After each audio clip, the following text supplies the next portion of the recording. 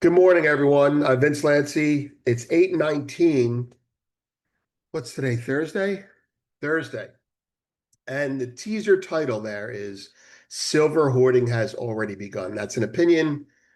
We mean it. We're not sure if we're right, but we'll give you some details on that near the end. That's something we're going to write up later on today. But we do have some real stories for you right now. Uh, Gold is overvalued, but this ain't 1979 by a long shot. And the second story is this is actually a breaking story. G7 may use price floors and hoarding, that's our word, to spur commodity demand. And we will go into why that's correct in a little bit. Let's start with the markets.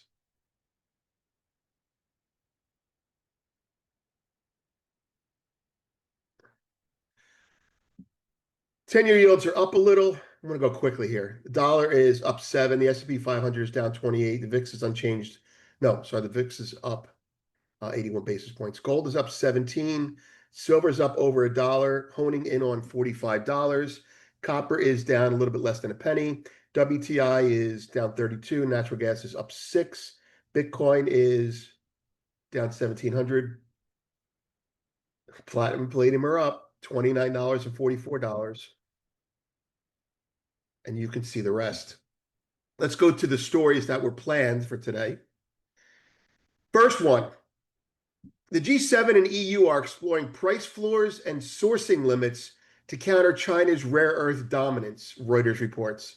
Talks in Chicago under the Critical Minerals Action Plan debated subsidies, carbon tariffs, I can't believe they're still talking about that shit, and governmental hoarding strategies to secure supply.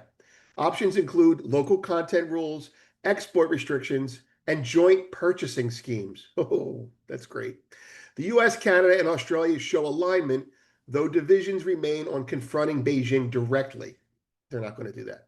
Silver, newly designated a critical mineral, is part of the mix, raising the prospect of state-backed demand floors that could translate into higher long-term price ceilings. Now, Reuters did not report on it that way. We're reporting on it that way because it's really, really significant. We're going to get into why it's significant at the end there. Second story, gold is overvalued now, but this ain't 1979 by a long shot. Gold may look stretched, but Bloomberg strategist Simon White warns the metal is about 27 points overvalued. Yet history shows far greater extremes. Now, this is different than the piece we did before. This is actually a zero hedge piece that we read and summarized a little bit for you. In 2006, gold was 45 points rich to his model and still doubled. His framework, built on real yields, the dollar, equities, and copper, suggests today's rally is sharp but not unprecedented. White stresses that regime shifts allow outsized moves to last longer than logic expects. For traders, the easy gains may be gone, but volatility and opportunity remain front and center. So it's not a 100% chance of going up 5%. It's a 5% chance of going up 500% now. We also have the link to the zero hedge story in there. It was concise, really good, actually. Those stories can be found in the Premium Post. G7 may use price floors and hoarding to spur commodity demand. And gold is overvalued now, but this ain't 1979 by a long shot. Now, before we get to my crazy title, let's go through this. Related post yesterday. It's all happening very fast now. China just threatened the BIS. Must read. China is going after the BIS now. That is must read. Founders AM, the casino has reopened with macro discretionary control. That's about the rollover of exotics in the gold market. This is a must read. It's a must read if you want to see where we want to go versus where we could go in terms of the domestic policy shifts that are coming. The data today, Fed speakers, something else, I'm sure. All right, I'm going to do it now.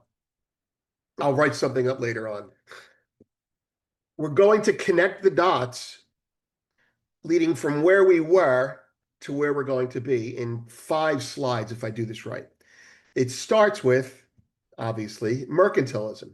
But this might be the last time I use the wheel, anyone who's interested, because we're going to move into something new now, something worse. In the mercantilism wheel here, we have government helps home industry grow. That's subsidizing home industry to grow, like price floors, like hoarding. And we put high taxes on exports of raw materials. We restrict exports, or we have quotas of imports. Same idea. Next. In the Reuters article, there is a quote that says options debated, options that the government is thinking about taking, debated including local content requirements and geographical sourcing limits. Officials also discussed establishing government-backed price floors, a system already tested by the United States. Talk to the goddess of grain. That's soybeans and wheat and corn, to incentivize domestic production. So from mercantilism, you see, using government speak, applications of it. Next. Here's that quote with the key government speak lines underlined. The three things they're discussing are local content requirements, geographical sourcing limits, and price floors. We're going to explore what those really mean right now. Local content requirements means government hoarding. That's all that means. It means we need to buy more. We need to keep more here. Price floors to spur industry means higher price ceilings because it incentivizes irrational behavior.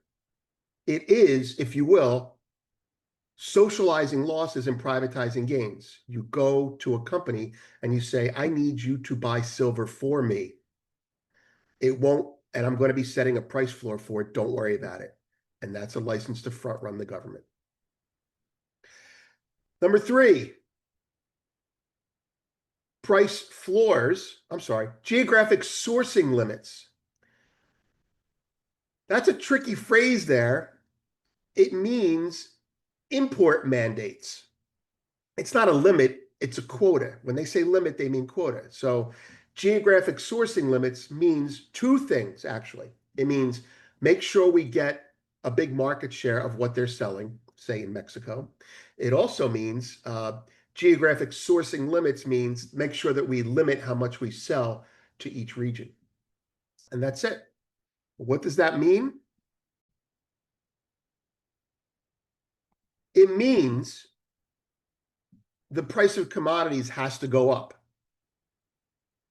Number one. Number two, it means that if we do it right, getting the price of commodities up will be a cost of making America great again. And by that, I mean manufacturing and making goods that people want.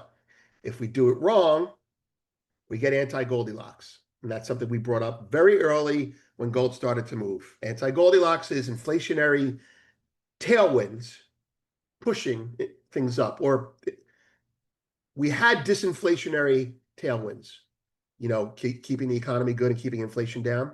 Now we have inflationary headwinds, keeping the economy down by keeping prices up. And there's way more to this than that. Ideologically speaking, neo-Keynesianism, neoliberalism is fucking dead. It's dead. If you understand what these ideologies mean, you understand that neoliberalism and neo-Keynesianism is basically government control by using pseudo-free markets and influencing those markets indirectly. What we're moving towards is direct market intervention by the government.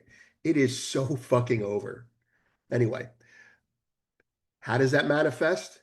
Higher commodity prices. How does it manifest if we do it right? It manifests in a booming economy. How does it manifest if we do it wrong? Anti-Goldilocks. Stagflation. Try and have a good day. I'm Vince. Talk to you later.